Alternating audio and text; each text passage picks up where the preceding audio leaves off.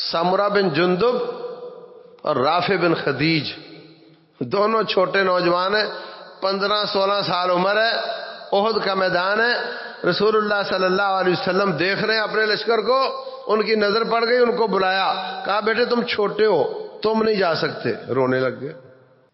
ایک کو آپ نے اجازت دے دی، دوسرا رونے لگ گیا۔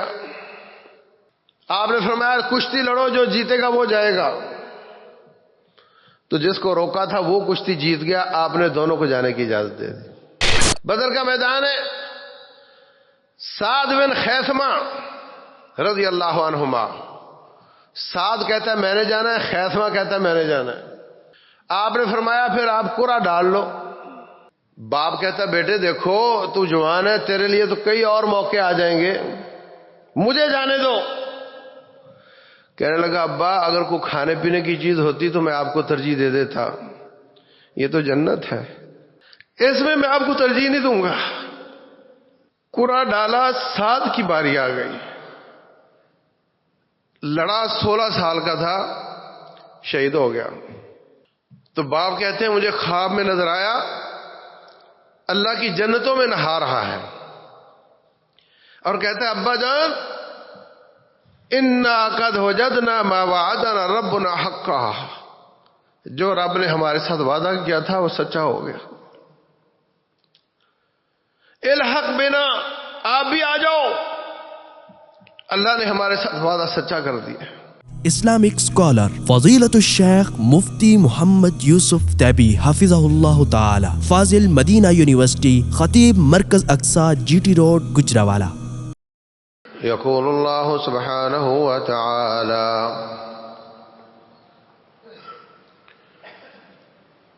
قال ابراہیم علیہ الصلاة والسلام یا ابت انی قد جاءنی من العلم ما لم یأتک فاتبعنی اہدک صراطا سویا یا ابت لا تعبد الشیطان ان الشیطان کان للرحمن عصیا یا ابت انی اخاف ان یمسک عذاب من الرحمن فتکون للشیطان ولیا قال اراغب انت عن آلهتی یا ابراہیم لئن لم تنته لأرجمنك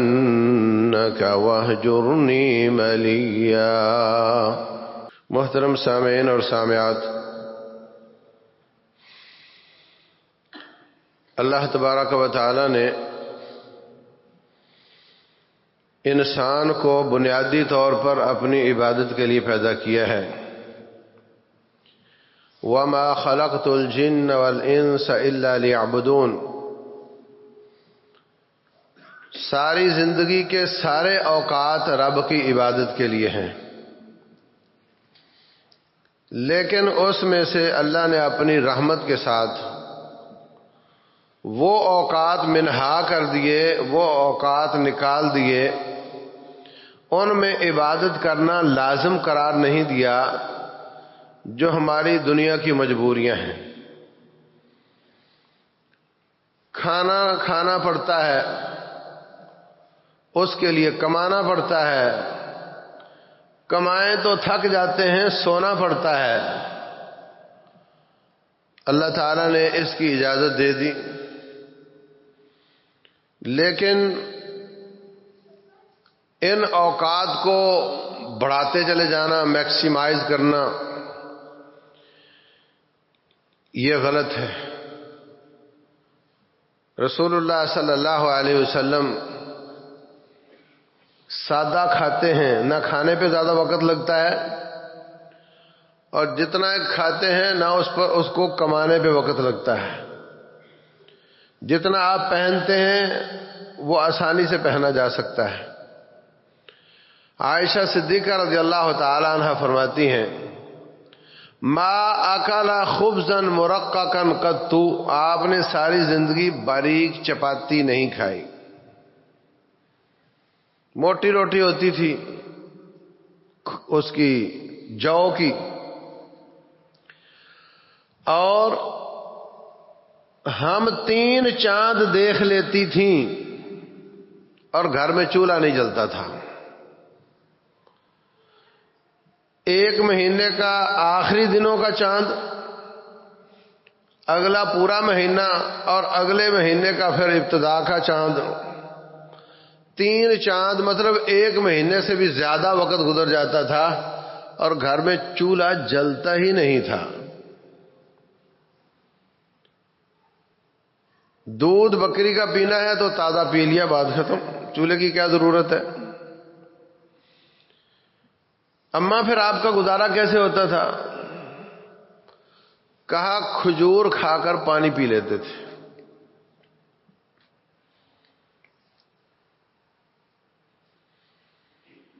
تو کھانا اس کو بھی بہت لذتوں والا، اور اس میں بڑی بڑی اقسام اور بڑی بڑی ڈشز، اس کی ضرورت نہیں۔ حلال کو میکسیمائز کرتے چلے جانا، اس لیے کہ حلال ہے۔ دنیا میں جتنے بھی نیک لوگ گزرے ہیں، جتنے بھی کوئی کام کر کے گئے ہیں دنیا سے، ان کی خوراک سادہ ہوتی تھی۔ امام بخاری رحمۃ اللہ علیہ کو حکیموں نے کہا آپ کی بیماری کی وجہ ہے کہ آپ نے کئی مہینوں سے سالن نہیں کھایا، کئی مہینوں سے سالن ہی نہیں کھایا۔ کون پکائے اور کون اس کا سامان پورا کرے اور کھانے میں کتنا وقت لگے گا، چھوڑو۔ کبھی شکر سے کھا لیا، کبھی مکھن سے کھا لیا، کبھی پانی سے کھا لیا۔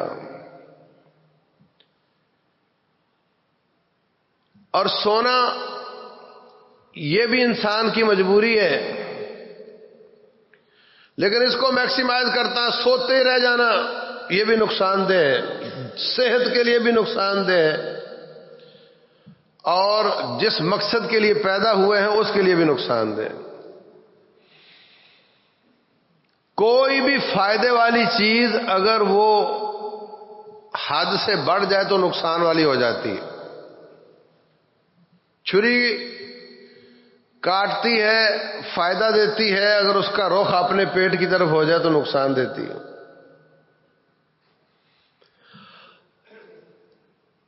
دوائی ڈاکٹر نے بتایا اتنی اتنی کھانی ہے، اس سے 3 گنا کھا لو گے تو وہی نقصان دے دے گی۔ نیند بھی اگر ترتیب سے ہو تو فائدہ دیتی ہے، اور غلط ہو جائے تو یہ نقصان دیتی۔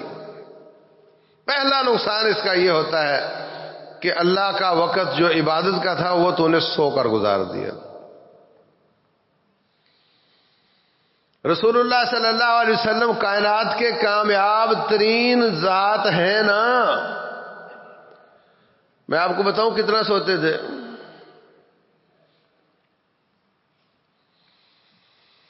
اللہ فرماتے ہیں یا ایھا المزمل، قم، کھڑے ہو جائیں، قم اللیل، رات کا قیام کریں، الا قلیلا، مگر رات کا تھوڑا حصہ آرام کریں۔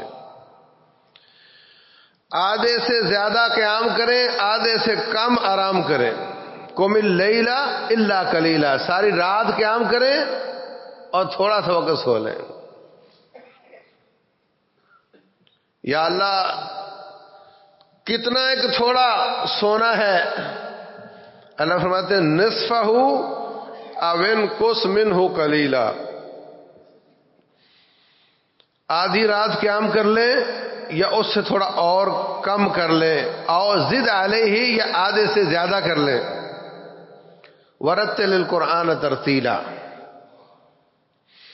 مطلب سردیوں کی راتیں ہیں تو آدھے سے کم بھی چلے گا، کیونکہ رات بڑی ہے، کوٹا پورا ہو جائے گا۔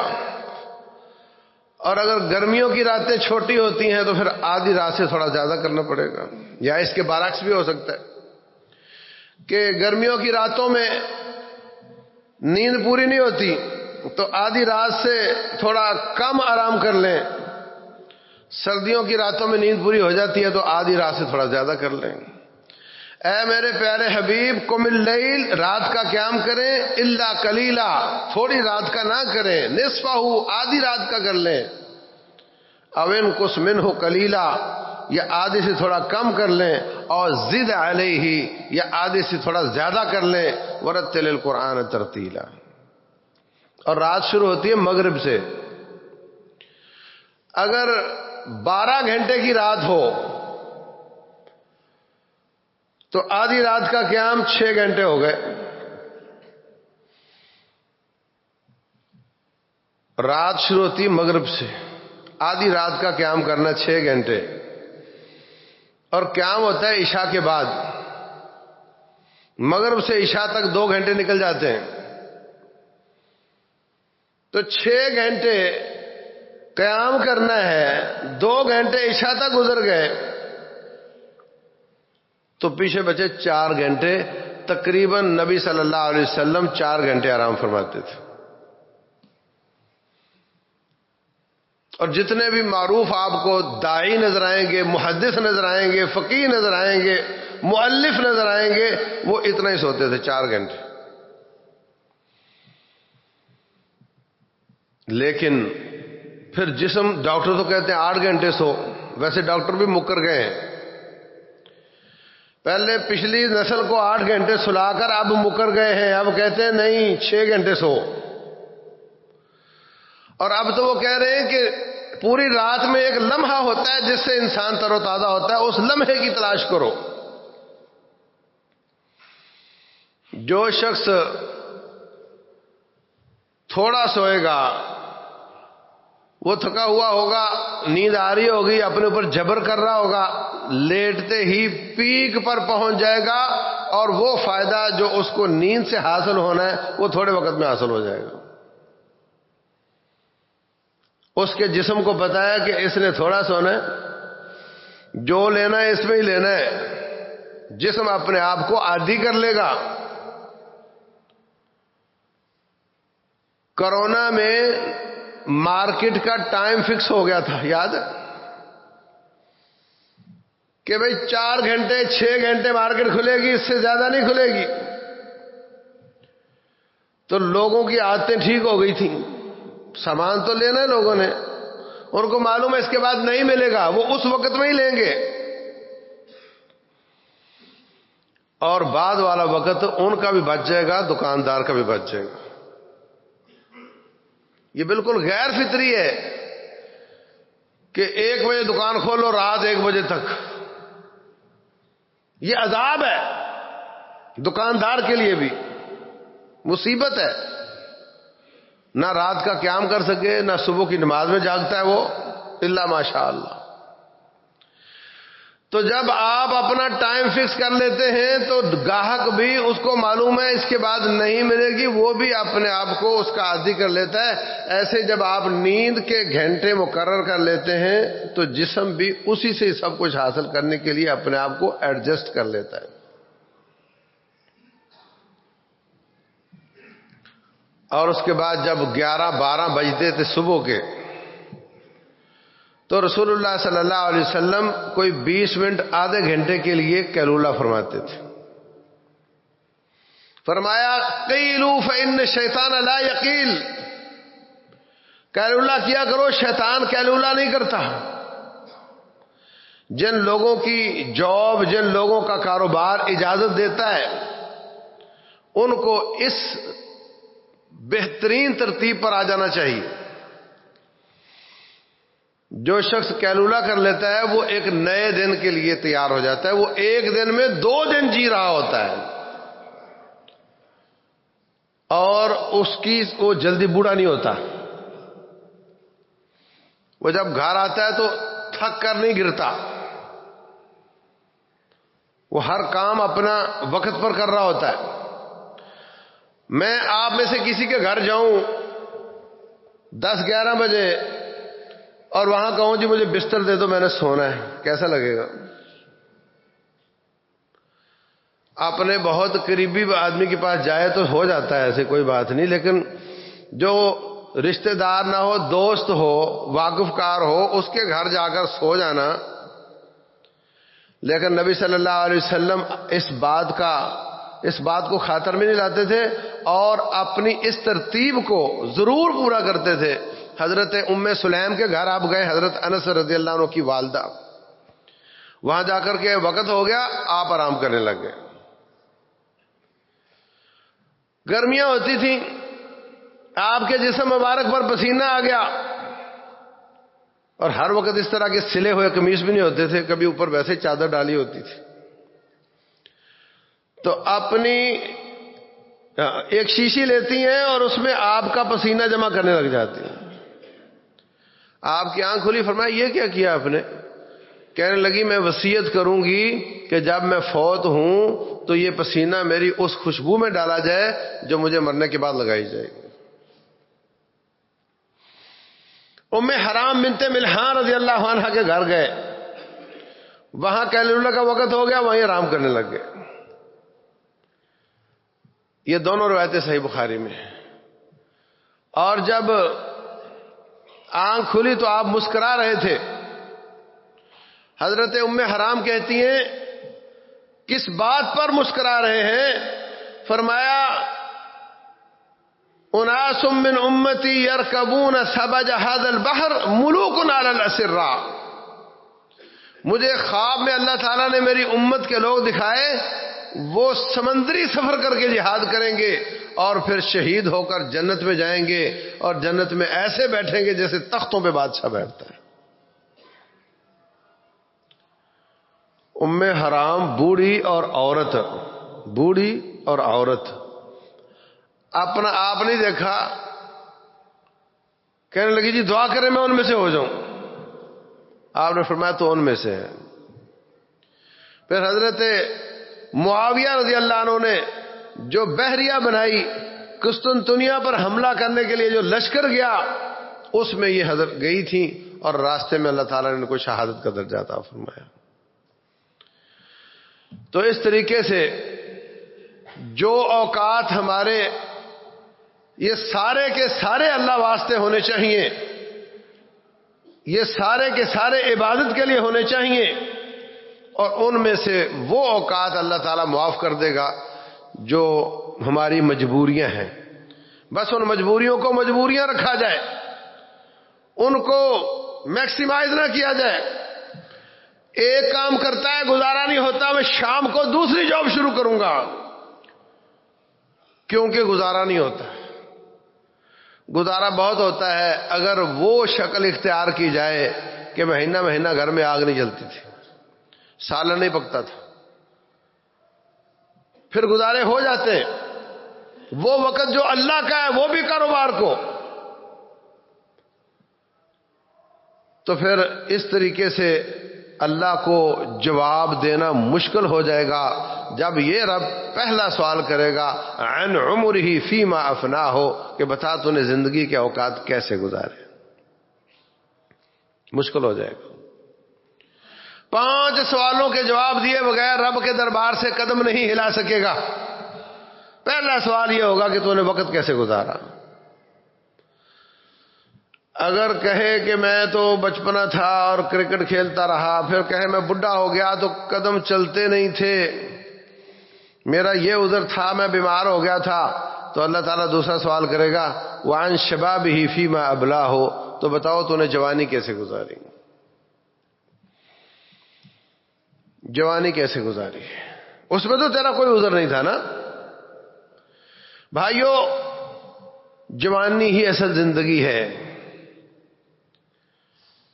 جوانی میں انسان نیکی کے ریکارڈ قائم کر لے تو جب بوڑھا ہوگا, جب بیمار ہوگا, اللہ تبارک و تعالیٰ وہ جوانی والی نیکیاں اللہ لکھتا چلا جائے گا. یہ حدیث ہے رسول اللہ صلی اللہ علیہ وسلم کی. جب کوئی شخص نیکیاں کرتا ہے, برائیوں سے بچتا ہے, پھر بیماری یا سفر کی وجہ سے وہ نیکیاں نہیں کر پاتا, تو رسول اللہ صلی اللہ علیہ وسلم فرماتے ہیں اللہ فرشتوں کو کہتا ہے کہ یہ چونکہ اب بیماری کی وجہ سے ایسا نہیں کر سک رہا, تو پھر اس کی جوانی والی نیکیاں لکھتے چلے جاؤ. اگر یہ جوان ہوتا, اگر یہ صحت مند ہوتا تو یہ نیکیاں کرتا, کیونکہ میں نے دیکھا ہے صحت میں اس نے کبھی نہیں چھوڑی تھی. اب بھی نہیں چھوڑتا لیکن مجبور ہے، بیماری کی وجہ سے ایسا ہو رہا ہے، بیماری کی وجہ سے بیٹھ کر نماز پڑھ رہا ہے، اس کا کھڑا ہونے والے لکھ دو۔ صدقہ کرتا تھا، اب پیسہ ہے نہیں، دل اس کا چاہتا ہے، اس کا صدقہ ہی لکھتے چلے جاؤ۔ جب تک ہمت تھی حج کرتا تھا، عمرے کرتا تھا، اب ہمت نہیں رہی، طاقت نہیں رہی، اب اس کے عمرے اور حج ہی لکھتے چلے جاؤ۔ خذ من صحتک لسقمک، رسول اللہ صلی اللہ علیہ وسلم فرماتے ہیں صحت کے وقت میں اتنی نیکیاں کر لو کہ بیماری کے لیے وہی کافی ہو جائیں۔ اور کورونا میں پچھلے سال والے نمبر لگا دیے تھے گورنمنٹ نے۔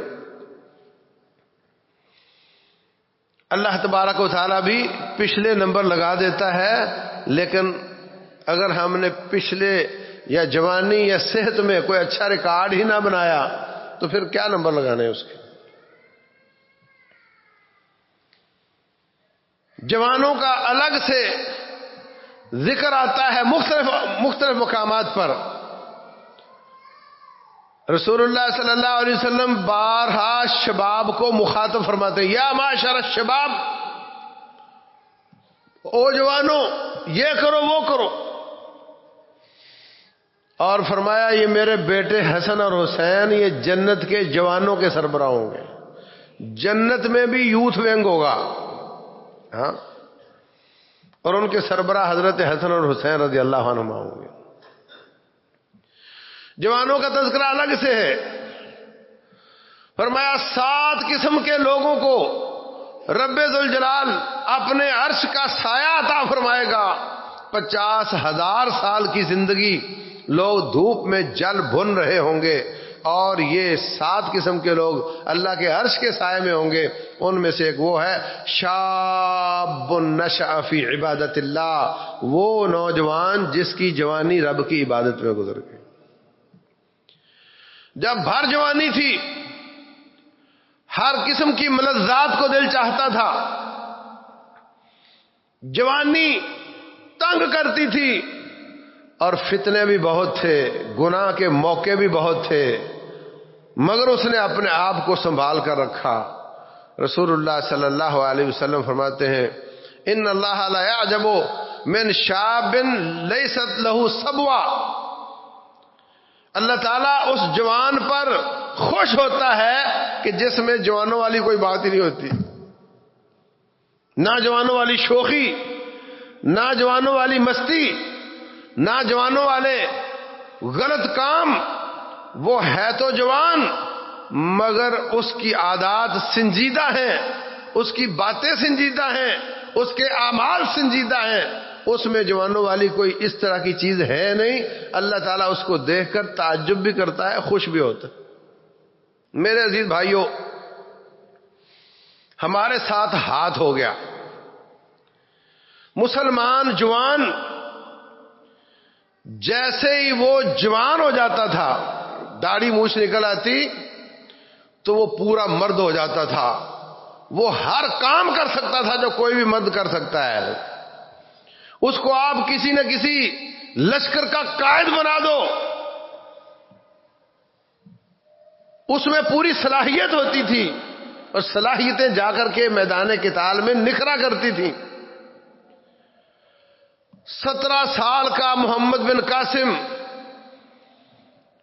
دریاؤں سمندروں کا سینہ چیرتا ہوا کراچی پر حملہ آور ہوا، اور وہاں سے آپ کے چنیوڑ تک آیا اور اسلام کا بیج بوتا چلا گیا، اور ایسے انصاف کی دھاک بٹھا دی کہ لوگوں نے اس کے بت بنا کر پوجنے شروع کر دی، ہندوؤں نے۔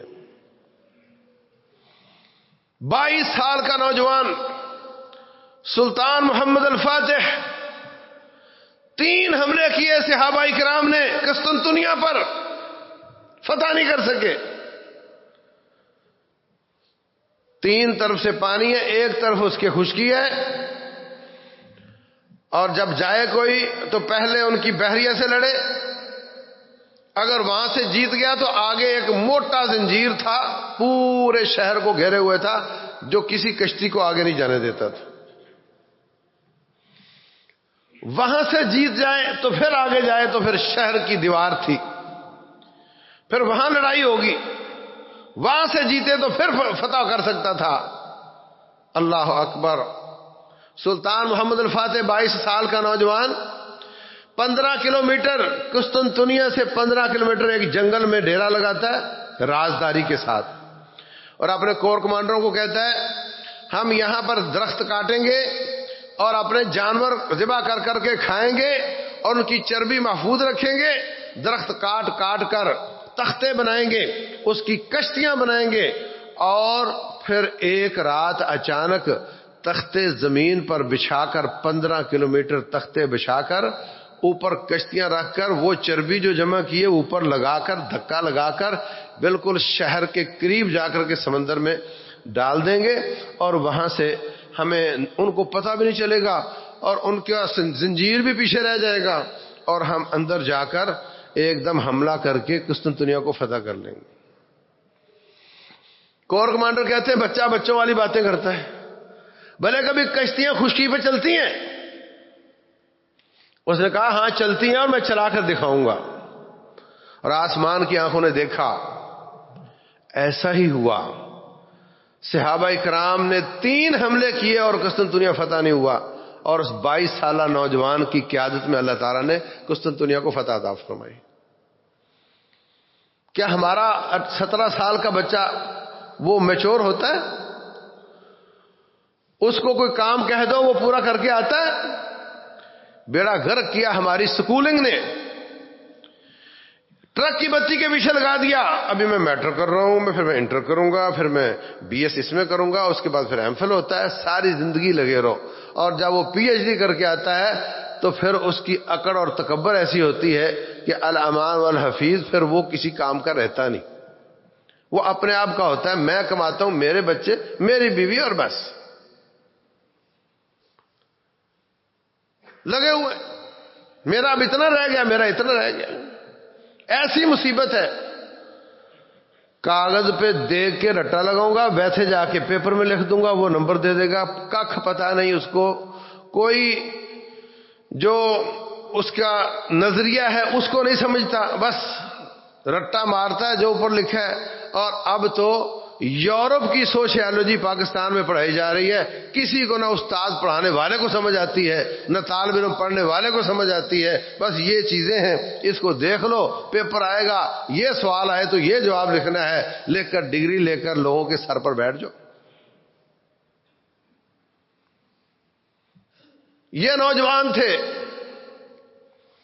وہ بھی نوجوان ہی تھے، سمرہ بن جندب اور رافع بن خدیج، دونوں چھوٹے نوجوان ہیں، 15-16 سال عمر ہے، احد کا میدان ہے، رسول اللہ صلی اللہ علیہ وسلم دیکھ رہے ہیں اپنے لشکر کو، ان کی نظر پڑ گئی، ان کو بلایا، کہا بیٹے تم چھوٹے ہو، تم نہیں جا سکتے، رونے لگ گئے، رونے لگ گئے۔ ایک کو آپ نے اجازت دے دی، دوسرا رونے لگ گیا۔ آپ نے فرمایا کشتی لڑو، جو جیتے گا وہ جائے گا، تو جس کو روکا تھا وہ کشتی جیت گیا، آپ نے دونوں کو جانے کی اجازت دے دی۔ اللہ اکبر۔ بدر کا میدان ہے، سعد بن خیثمہ رضی اللہ عنہما، سعد کہتا ہے میں نے جانا ہے، خیثمہ کہتا ہے میں نے جانا ہے۔ آپ نے فرمایا پھر آپ قرعہ ڈال لو۔ باپ کہتا بیٹے دیکھو تو جوان ہے، تیرے لیے تو کئی اور موقع آ جائیں گے، مجھے جانے دو۔ کہنے لگا ابا اگر کوئی کھانے پینے کی چیز ہوتی تو میں آپ کو ترجیح دے دیتا، یہ تو جنت ہے، اس میں آپ کو ترجیح نہیں دوں گا۔ قرعہ ڈالا، سعد کی باری آ گئی، لڑا، 16 سال کا تھا، شہید ہو گیا۔ تو باپ کہتے ہیں مجھے خواب میں نظر آیا اللہ کی جنتوں میں نہا رہا ہے، اور کہتا ہے ابا جان انا قد وجدنا ما وعدنا ربنا حقا، جو رب نے ہمارے ساتھ وعدہ کیا تھا وہ سچا ہو گیا۔ الحق بنا، آپ بھی آ جاؤ۔ اللہ نے ہمارے ساتھ وعدہ سچا کر دیا. وہ بھی نوجوان ہی تھے. بدر میں ابھی آپ صفیں ٹھیک کروا رہے تھے. صفیں ٹھیک کروا رہے, مارکا شروع نہیں ہوا. ایک عبد الرحمن بن عوف رضی اللہ عنہ کہتے ہیں ایک میرے دائیں طرف تھا, ایک بائیں طرف تھا. میں نے سوچا آج کیسے لڑائی کرنی ہے, دونوں طرف میرے بچے ہیں. جوان ہوتے, میرے دونوں طرف بچے ہیں, جوان ہوتے تو آج لڑنے کا مزہ آتا. اللہ اکبر. معاذ اور معوذ. ایک کہتا ہے چاچا آہستہ سے بولتا ہے, دوسرے کو نہ پتا چلے. وہ ابو جہل کون ہے؟ مجھے پتا چلا ہے کہ وہ ہمارے نبی کو گالیاں دیتا ہے. جب سے پتا چلا ہے دل میں عزم کیا ہوا تھا کہ نظر آ گیا تو یا وہ نہیں یا میں نہیں. ابھی ان کو جواب دیا نہیں تو ادھر والا بولا وہ ابو جہل کون ہے ان میں سے؟ تو کہنے لگے میں نے سوچا ہیں تو بچے مگر عزم ان کے جواں ہیں. میں نے خالی اشارہ کیا کہ وہ دشمن کی صفیں سیدھی کروا رہا ہے. کہتے ہیں باز کی طرح وہاں سے چھوٹے اور بھاگے. ایک نے ابو جہل کے گھوڑے کو مارا, اس کی ٹانگ ٹوٹ گئی, اوپر سے گرا تو دوسرے اس نے اس کو مارا, پہلے نے پلٹ کر پھر اس کو مارا. چند سیکنڈ کے مارکے میں اس کو قتل کر کے واپس آ گئے. اللہ کے رسول میں نے اللہ کا دشمن مار دیا. معاذ کہتا ہے میں نے مارا, معوذ کہتا ہے میں نے مارا. رسول اللہ صلی اللہ علیہ وسلم فرماتے ہیں تلوار صاف تو نہیں کی؟ بولے نہیں. چیک کی تو فرمایا کلاکما قتلہ, تم دونوں نے اس ظالم کو مارا ہے. اللہ تبارک و تعالی نے اس کا غرور خاک میں ملایا. جب مار کا ختم ہوا تو ناشے جمع کرنی شروع کی. عبداللہ بن مسعود رضی اللہ تعالیٰ عنہ نحیف سے تھے, عالم دین تھے, بہت بڑے عالم دین تھے, علماء صحابہ میں سے تھے, لیکن کمزور تھے, جسم کمزور تھا. ایک دن درخت پہ چڑھے, تیز ہوا چلی تو کانپنے لگ گئے. صحابہ اکرام مسکرا دیے. آپ نے فرمایا عبداللہ بن مسعود کی چھوٹی چھوٹی پنڈلیاں دیکھ کر ہنس رہے ہو, لہی اثقل عند اللہ من جبل احد, اللہ کے نزدیک یہ احد پہاڑ سے بھی زیادہ وزنی ہے. یہ ہے عبداللہ بن مسعود. یہ بھی شکار پہ نکلے, دیکھیں کہاں کہاں گرے پڑے ہیں. تو ایک سائیڈ پہ ابو جہل گرا ہوا تھا, دھوپ کی وجہ سے اس کا رنگ کالا ہو چکا تھا, خون بھی نکل چکا تھا, مگر ابھی زندہ تھا. عبداللہ بن مسعود اس کے سینے پہ بیٹھ گئے اور چھری کے تلوار کے ساتھ اس کی گردن کاٹی. تو کہتا ہے کاش کسی کسان کے بچے, یہ کسان کا بچہ مجھے قتل نہ کرتا, کوئی بڑا چودھری قتل کرتا. گرایا چھوٹے چھوٹے بچوں نے اور گردن کاٹی کمزور سے صحابی نے.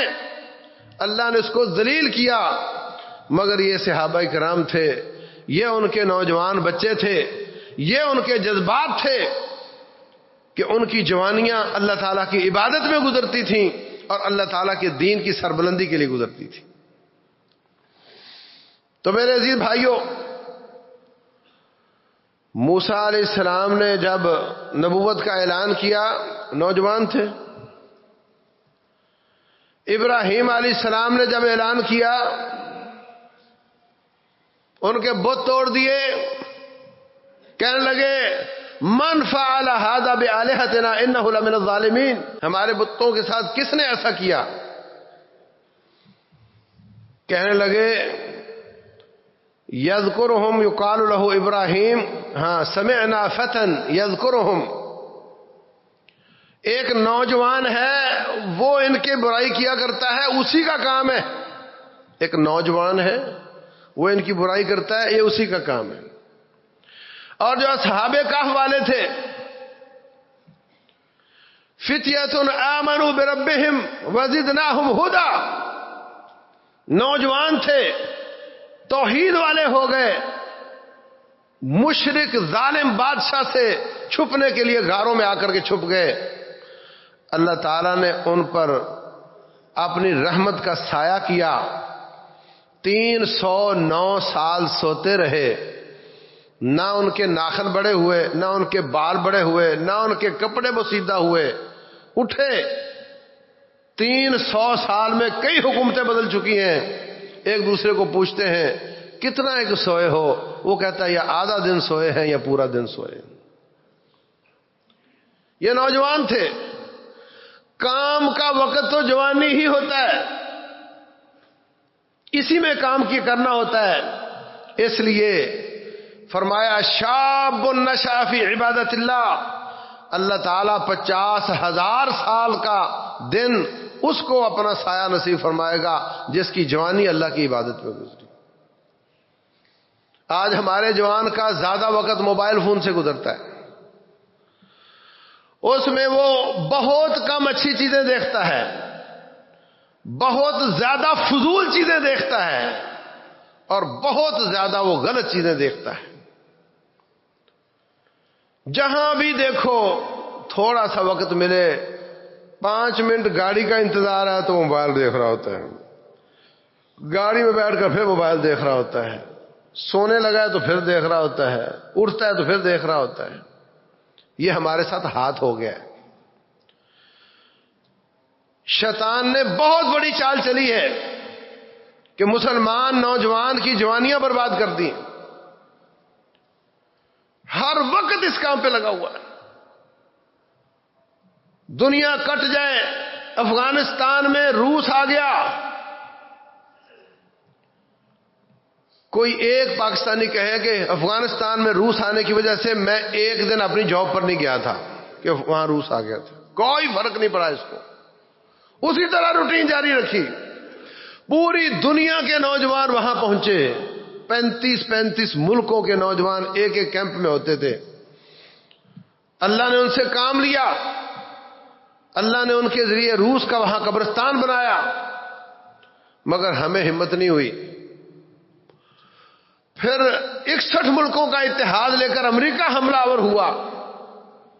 آپ کے دیکھنے کی باتیں ہیں نا، کوئی ایک شخص ہاتھ کھڑا کر کے کہے کہ اس حملے کی وجہ سے ایک دن میں جاب پر نہیں گیا تھا یا میری کوئی روٹین خراب ہوئی تھی، کوئی فرق نہیں پڑا، اس لیے کہ ہمارا اسلام اس لیول کا ہے کہ وہ ہمیں اٹھاتا نہیں۔ ہم آئے ہیں کما کر کھانے کے لیے اور بچوں کو پالنے کے لیے۔ یہ گدھا پروگرام ہے، یہ انسان پروگرام نہیں ہے۔ گدھا بھی کماتا ہے، بچے جنتا ہے اور مر جاتا ہے۔ انسان پروگرام یہ ہے کہ ان صلاتی و نسکی و محیای و مماتی للہ رب العالمین، میری نماز بھی اللہ کے لیے، میری قربانی بھی اللہ کے لیے، میری زندگی اللہ کے لیے، میری موت بھی اللہ کے لیے۔ یہ ہے مسلمان کی زندگی، کیونکہ اللہ نے ہمیں عبادت کے لیے پیدا کیا ہے۔ تو جو ہماری مجبوریاں ہیں ان کو بھی منیمائز کیا جائے، مجبوری کی حد تک رکھا جائے، اس کو بہت بڑا نہ کیا جائے، اور باقی تمام اوقات کو اس مقصد کے لیے خرچ کیا جائے جس کے لیے اللہ تعالیٰ نے پیدا کیا ہے۔ یہ کامیاب شخص کی نشانی ہے۔ اور جو دنیا کے حرام کام کرے یا جائز کام کو اتنا لمبا کرے کہ اس کی عبادت میں کمزور ہو جائے، مجھے حیرت ہوتی ہے، وہ جی میرا پیریڈ ہوتا ہے عصر کے وقت اور وہ مغرب تک چلتا رہتا ہے تو میں زور کے ساتھ عصر پڑھ لیا کروں۔ کوئی پوچھتا ہے میں مغرب سے پہلے کالج سے واپس آتا ہوں اور گاڑی میں مغرب کا وقت، عصر کا وقت نکل جاتا ہے یا مغرب کا نکل جاتا ہے، تو کیا میں عشاء کے ساتھ پڑھ لیا کروں؟ یعنی جس مقصد کے لیے پیدا کیا ہے اس کا جگاڑ کرو، اور جس مقصد کے لیے پیدا نہیں کیا اس کو پریورٹی دو۔ یہ سوال ہے آج کے مسلمان کے۔ یہ وہ جو نیک لوگ ہیں جو پڑھتے نہیں، ان کا تو سوال ہی کوئی نہیں ہے نا۔ تو عزیز بھائیوں، اللہ کو ترجیح دو، اس کی عبادت کو ترجیح دو، اس کا دین سیکھنے کو ترجیح دو، اس کے دین کو عام کرنے اور پھیلانے کو ترجیح دو، غالب کرنے کو ترجیح دو۔ یہ کامیاب مسلمان اور کامیاب نوجوان کی نشانی ہے۔ رب ذوالجلال سمجھنے اور عمل کرنے کی توفیق عطا فرمائے۔